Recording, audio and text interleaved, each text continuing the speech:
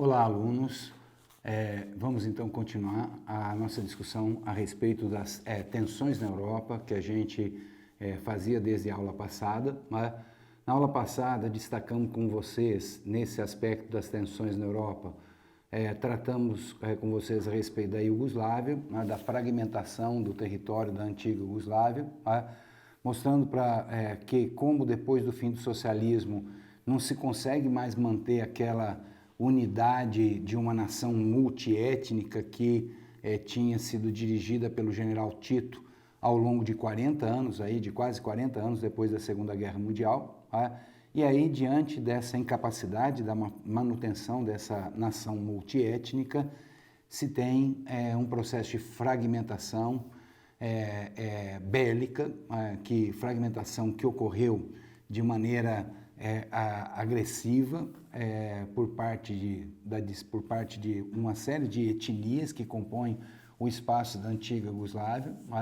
Então, tratamos aqui da guerra de sérvios contra croatas, da guerra de sérvios contra eslovenos, mas principalmente da guerra de sérvios contra croatas e bósnios, que foram aí as guerras de independência mais sangrentas, e depois a guerra de independência de bósnios e herzegovínios, também contra os sérvios, o massacre sérvio sobre uma série de vilas bósnias, configurando aí um massacre étnico que depois vai ser julgado pelo Tribunal de Haia e incluído nos crimes cometidos pelo ditador sérvio, pelo presidente sérvio, melhor dizendo, o Miloslav Milosevic. E, então, essa limpeza étnica sobre Bósnia vai ser incluída nos crimes que vão ser imputados a esse presidente sérvio. E essa guerra, então, representou um momento de tensão muito intensa no espaço europeu pós-Segunda Guerra Mundial. Produziu, como dissemos, uma grande leva de imigrantes em direção ao espaço europeu, e se configurou na primeira grande guerra depois do fim do socialismo, depois da Guerra Fria. Ora, tratado então esse primeiro momento, esse primeiro espaço dos focos de tensão na Europa, eu queria nessa aula de hoje avançar com vocês sobre um conjunto de de focos de tensão que estão colocados aí no espaço do leste europeu, mais propriamente no território da antiga União, no território europeu da antiga União Soviética. A União Soviética, como a gente pode observar pelo mapa, era um espaço, uma união política, dirigida pelo Partido Comunista da União Soviética, organizada em torno de uma economia planificada e que reunia em torno do nome União de Repúblicas Socialistas Soviéticas, reunia 15 repúblicas. A Federação Russa, a maior de todas as repúblicas, a maior extensão territorial em toda a União Soviética, e outras 14 repúblicas representadas aí, ou espacialmente localizadas na porção oriental, na porção ocidental e na porção sul aqui do território da antiga União Soviética. Então, fazendo fronteira com a Europa, com o espaço da Europa Oriental, se tinha aí a Letônia, a Lituânia, a Estônia, a Moldávia, a Bielorrússia, a Ucrânia, e na região do Cáucaso, entre o Mar Negro e o Mar Cáspio, nessa fronteira sul da antiga União Soviética, se tinham aí as outras repúblicas, a Geórgia, a Armênia, o Azerbaijão, o Turcomenistão, o Cazaquistão, o Quirguistão, etc. Organizando, então, uma união de repúblicas em torno de um modelo socialista de economia, de um modelo de organização, de um modo de produção socialista. Ora, essa União Soviética, ela é constituída por uma diversidade muito grande de grupos étnicos, povos e grupos étnicos. Os russos são maioria, a população, os grupos fazem parte, os russos fazem parte de um grupo da população eslava. Junto com os russos se tem ainda outros povos eslavos, letões, bielorrussos, ucranianos, e esses povos, então, todos esses povos constituem uma grande nação do grupo eslavo da população, do grupo étnico de eslavos no conjunto da população. Junto com esses povos, com esse grande grupo, a União Soviética ainda tem a presença de grupos minoritários, de mongóis,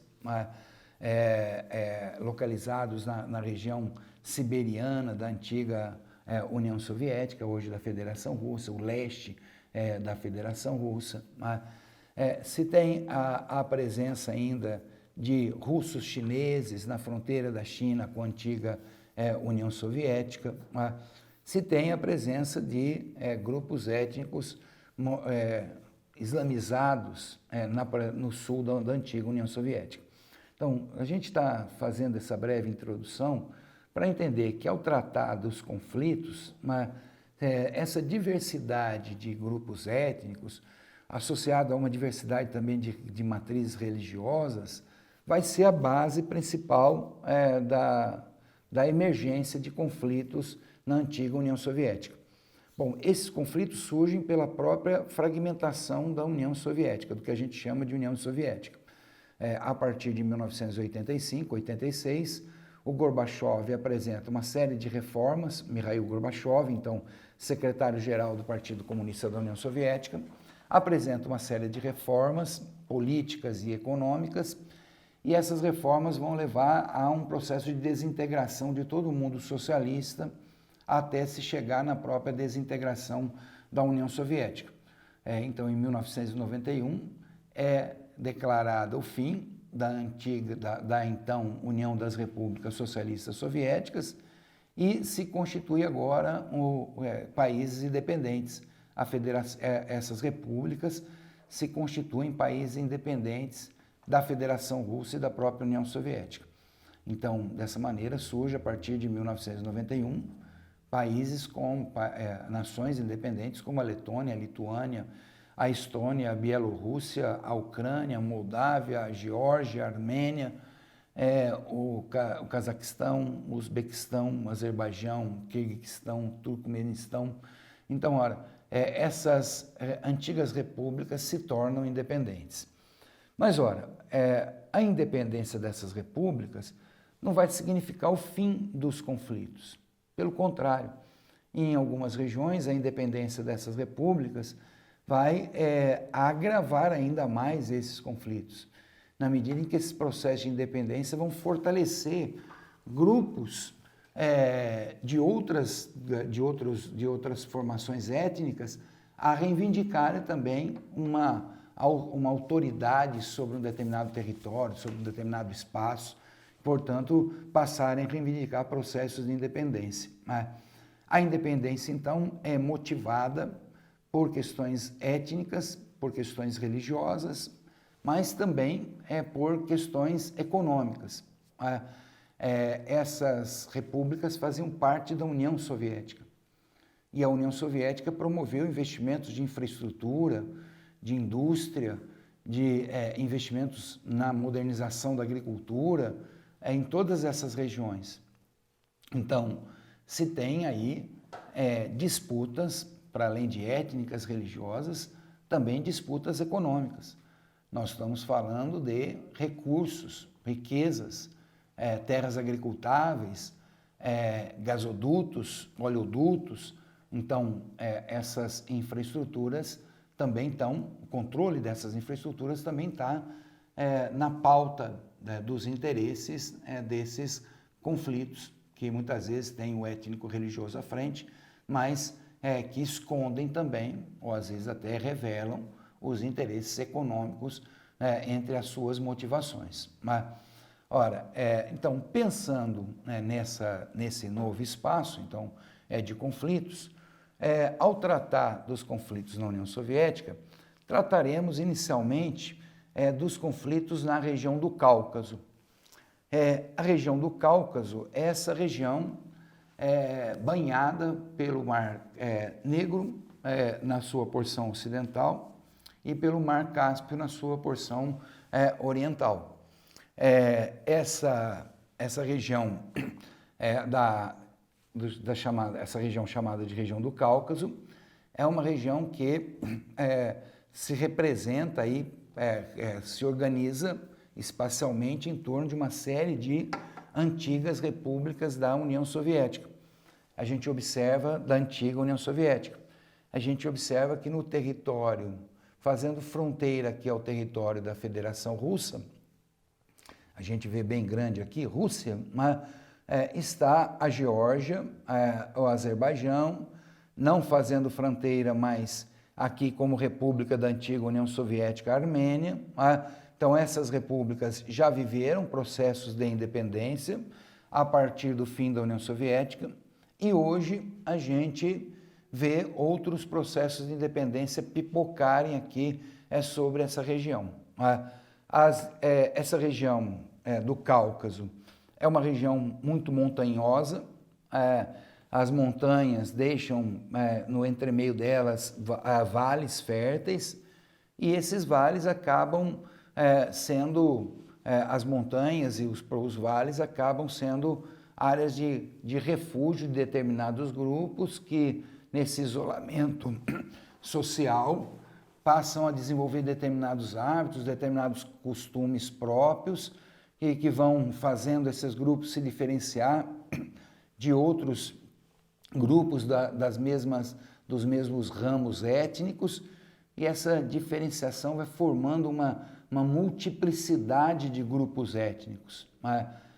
Uma região em que tem a população organizada em grupos rurais, pequenas vilas, pequenos povoados, liderados muitas vezes por clãs familiares, numa organização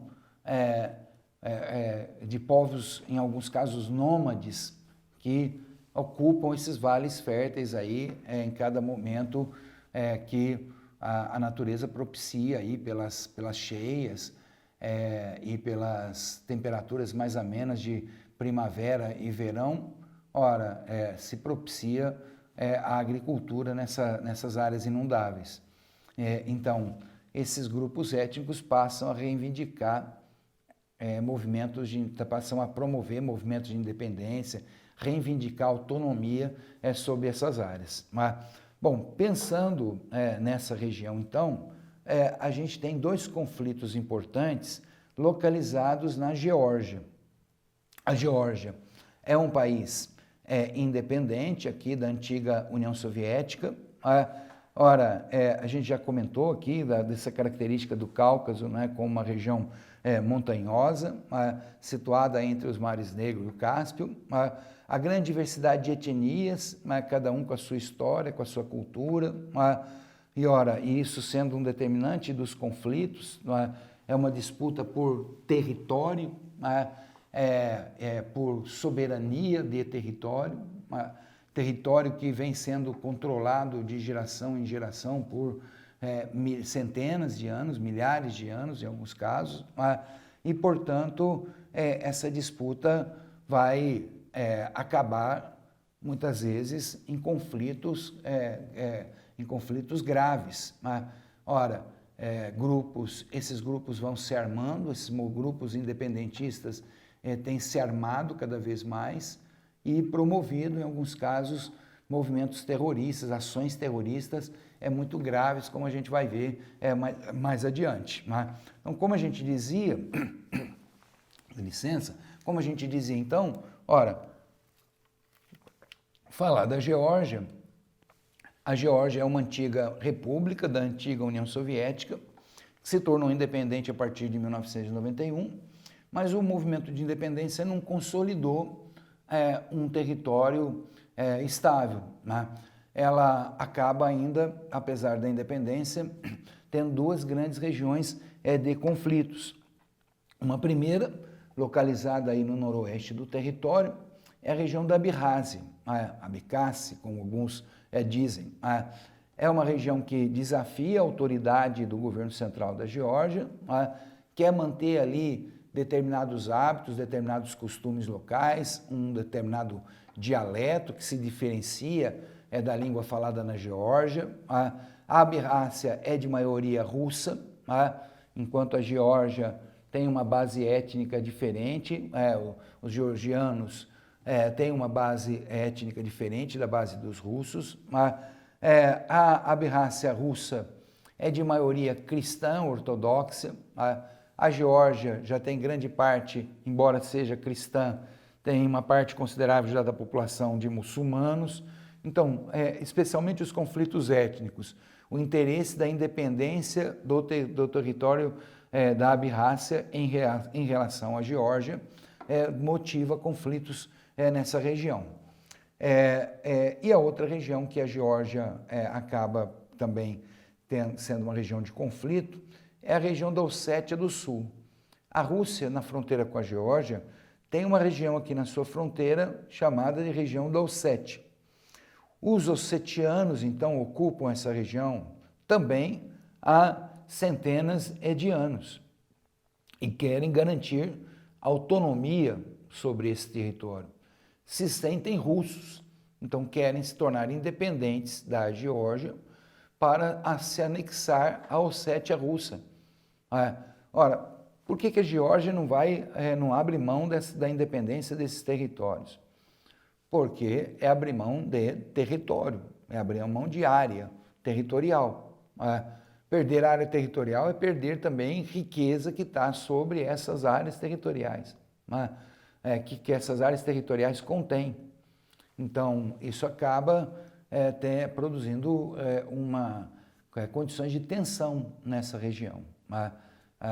Os abrácios e ossetianos não reconhecem o governo da Geórgia, mantêm feriados próprios, língua própria, e mantém movimentos de protestos contra a ação governamental sobre essas áreas. Um outro conflito importante nessa região do Cáucaso é o conflito de Nagorno-Karabakh. A região de Nagorno-Karabakh, como a gente pode observar no mapa, é uma região entre a Armênia e o Azerbaijão. A gente está vendo aqui a Geórgia ao norte, a Rússia aqui na fronteira norte também do Azerbaijão, e a região de Nagorno-Karabakh é uma região que está aqui no território do Azerbaijão e fazendo fronteira aqui com o território da Armênia. A região de Nagorno-Karabakh também faz fronteira sul aqui com o território do Irã. É uma região que estabelece um foco de conflito entre a Armênia e o Azerbaijão. A população de Nagorno-Karabakh é de maioria armênia e a Armênia é muito cristã, enquanto o Azerbaijão tem uma grande parcela da população dele de muçulmanos.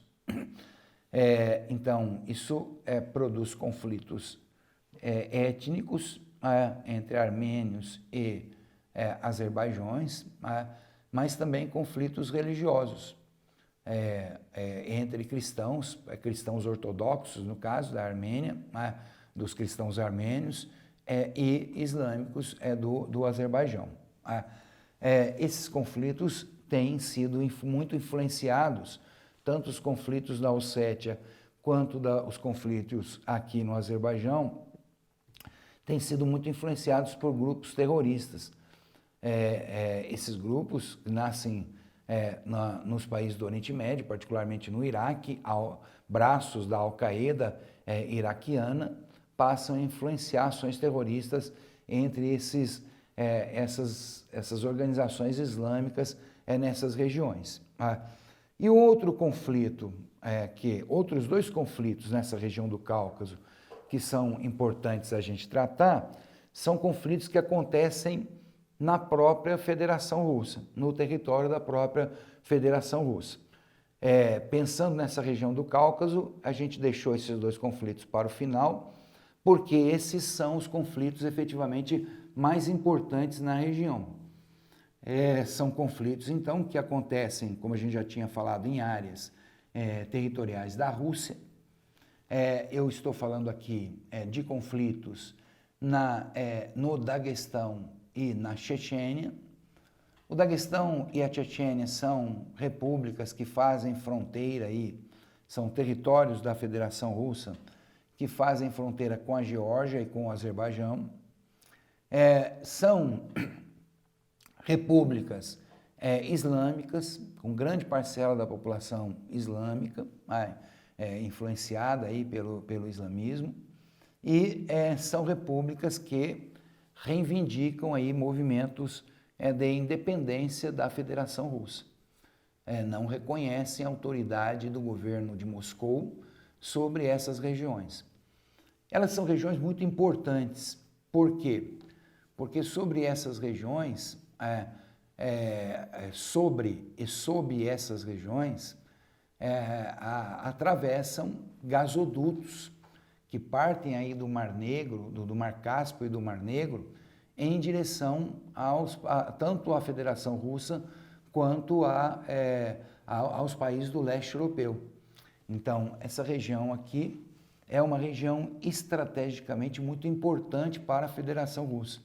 E a Rússia, de maneira nenhuma, admite qualquer movimento de independência, a possibilidade de qualquer movimento de independência sobre essa região. Também esses povos têm dificuldade de ter seus movimentos de independência reconhecidos internacionalmente. Muitos países da Europa ainda têm heranças de movimentos separatistas, como o caso da Espanha, e esses países, ou da própria França, e esses países têm resistência em reconhecer qualquer movimento de independência para não motivar movimentos de independência nos seus próprios territórios. Então, nesse sentido, a Rússia reage duramente contra qualquer manifestação em favor da independência nessas regiões. Então, como a gente pode observar no mapa, a Chechênia é essa região aqui, em amarelo mais claro, na fronteira com o Daguestão e com a Ingushetia.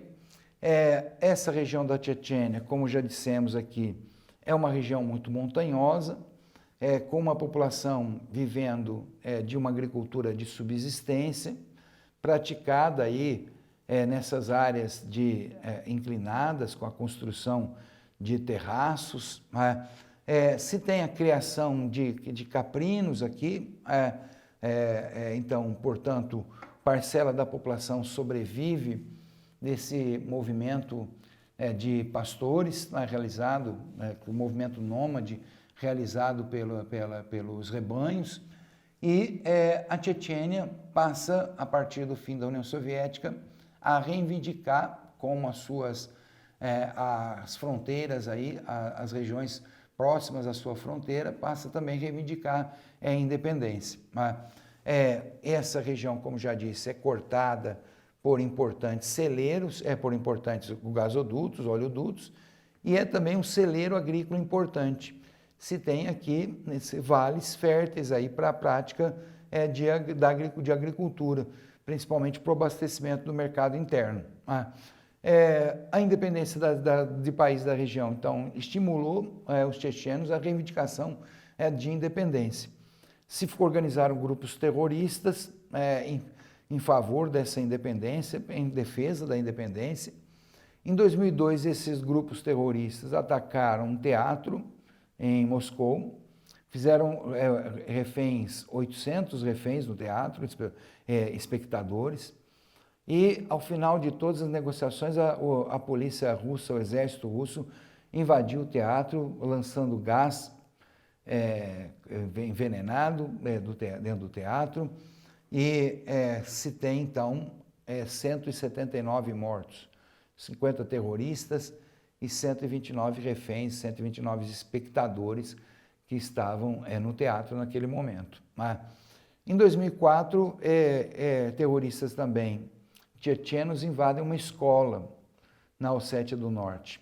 A Ossétia do Norte, como a gente viu agora há pouco, é essa região aqui, lá próximo, que faz fronteira com a Geórgia.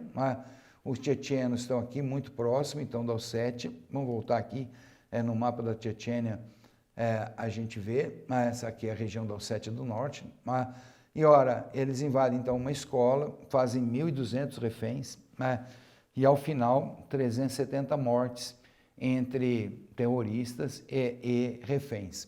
Até hoje o Exército Vermelho russo mantém um controle muito rígido sobre a Chechênia, com um estado policial sobre a região, na tentativa de impedir e prender e impedir novas ações terroristas em prol da independência. Mas a independência é um movimento latente sobre a região. Os chechenos não se consideram russos e nesse sentido, reivindicam autonomia sobre o território. A mesma relação se tem com o Daguestão. O Daguestão, ainda com agravante maior, ele tem um grande litoral russo. Ele representa um grande litoral russo no Mar Cáspio. Perder o Daguestão, se a gente voltar lá no mapa inicial dos nossos slides aqui, perder o Daguestão significa perder a fronteira, grande parte do litoral que a Rússia tem aqui na região do Mar Cáspio. Ficaria só com uma pequena ponta de litoral aqui no Mar Cáspio. Então isso não interessa de maneira nenhuma ao governo russo. E tal qual a Chechênia, o Daguestão também vive sob o domínio da força do Exército Vermelho, sob o comando do presidente da Federação Russa, Vladimir Putin. Um outro conflito importante que a gente tem ainda na antiga União Soviética, é o conflito da Ucrânia. Na realidade, a Ucrânia é uma república da antiga União Soviética que se tornou independente a partir de 1991, quando acaba a União Soviética. A Ucrânia é um país que, politicamente, ele nunca existiu. Ele existe a partir do fim da União Soviética, praticamente. A Ucrânia foi dominada pelo Império Russo, a área da Ucrânia foi dominada pelo Império Russo desde antes do século XIX. A cidade de Kiev, que é a capital da Ucrânia, já foi capital do Império Russo, lá muito antes do século XIX. A Ucrânia continuou russa depois da Revolução Russa, com a União Soviética. Então, a Ucrânia, quanto Ucrânia, passa a existir praticamente a partir de 1991. Se cria, então, um Estado, a partir de 1991, com grande influência russa. Grande parcela da população da Ucrânia é russa. A população que se reivindica ucraniano no conjunto da população russa representa uma pequena parcela. No conjunto da população da Ucrânia, a parcela da população que se reivindica ucraniano no conjunto da população da Ucrânia representa uma parcela muito semelhante à parcela de russos, de tal maneira, então, que a Ucrânia ainda tem uma grande influência da Rússia. Ora, ela é um país muito importante, ela tem solos muito férteis, então tem uma produção agrícola muito intensa, muito grande. São solos negros, chernossolos, em grande parte do território. Isso garante solos de alta produtividade. Ela tem grandes reservas de recursos minerais, tem reservas de carvão, de petróleo, de gás. E ela também tem grandes gasodutos que saem da região do Mar Cáspio e cortam o território da Ucrânia em direção aos países do leste europeu. Então isso faz a Ucrânia um país muito importante na conjuntura dessa região de fronteira da Federação Russa com os próprios países do antigo leste europeu.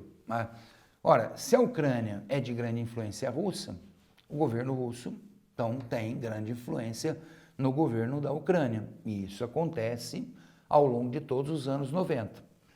Mas quando chega aí final da primeira década do século XXI,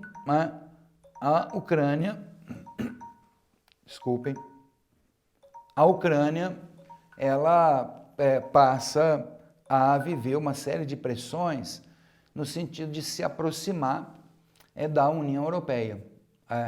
O presidente da Ucrânia, a partir de 2013, passa a viver uma série de pressões do parlamento e da própria população no sentido de realizar uma aproximação, sair da comunidade dos Estados independentes, a qual a Ucrânia pertencia, e que tinha sido criada em torno da Federação Russa depois do fim do socialismo.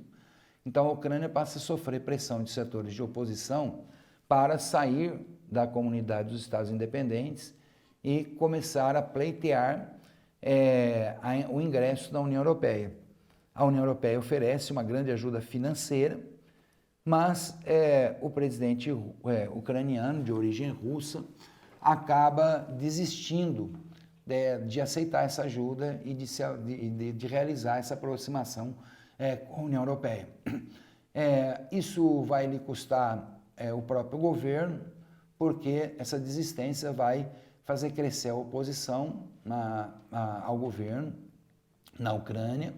Essa oposição vai passar a realizar intensas manifestações populares, levando então centenas de milhares de pessoas para a rua, reivindicando a aproximação com a União Europeia, a partir de 2014 ele não consegue mais se sustentar no poder. Em fevereiro de 2014, então, ele é derrubado e assume um governo pró-Ocidente. A Ucrânia, então, nesse momento, sai da comunidade dos Estados independentes e passa a ser um país periférico à União Europeia. Ser um país da área de influência agora dos países centrais da União Europeia. Ora, esse processo de tensões, de oposição, não foi fácil. A Rússia ameaçou invadir a Ucrânia, forças russas chegaram próximo à fronteira da Ucrânia, da Rússia com a Ucrânia. A população russa, em nome da defesa da população russa na Ucrânia, a Rússia forneceu armamentos, veículos militares a setores aí da população russa na Ucrânia. Isso criou um estado de tensão grande entre os dois países, mas a Rússia recua as pressões sobre a Ucrânia, na medida em que a população russa na Crimeia vai então realizar um plebiscito reivindicando a independência da Crimeia da Ucrânia fazendo então a Crimeia participar agora da Federação Russa, se constituir como uma república autônoma da Federação Russa. A Crimeia é essa região aqui ao sul, é essa península aqui ao sul da Ucrânia. A Ucrânia não aceita o resultado desse plebiscito.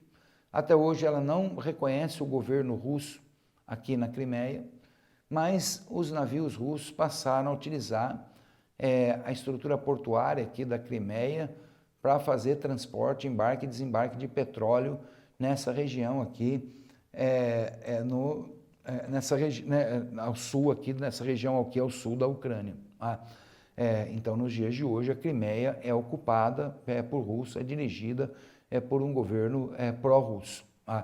Ora, com essas condições, então, a gente pode pensar que nos conflitos no espaço europeu, ainda faltando a gente tratar dos conflitos nos países da Europa Ocidental.